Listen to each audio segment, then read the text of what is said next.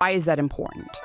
Well, that's important because we don't store amino acids, right? We don't store amino acids like we store fatty acids as triglycerides, or we store glucose as glycogen, right?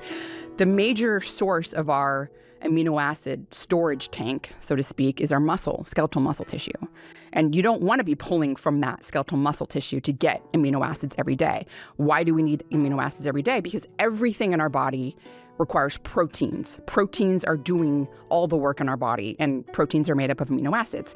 And so we have to be giving ourselves an daily intake of amino acids to make sure we're able to do all those functions, right? I just want to state that again, because I do think there's a very important and fundamental point here that is glossed over when we talk about it, because we take it for granted. Like if we studied biochemistry, and anybody who's studied biochemistry will know this, but we can store fat in unlimited quantities, right? So if you deprive a person of fat calories for a period of time, they have a long reservoir that they can dig into. Not indefinitely, but they can.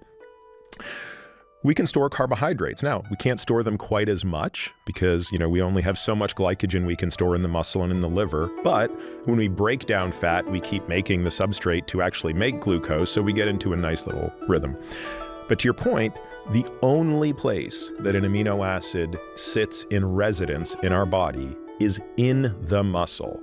Therefore, if we even get near the edge where we are not getting sufficient intake of amino acids, we don't have a buffer. We don't have a rainy day fund that we can dip into. We immediately start to catabolize or break down muscle.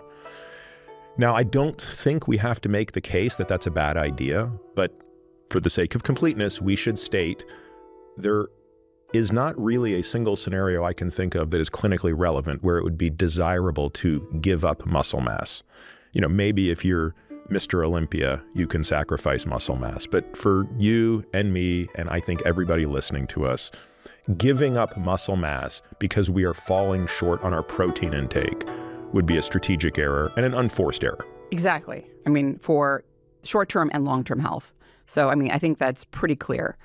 And that's where, this RDA not being enough is a very important point, because if we look at the actual, so let me go back to this isotope tracer studies.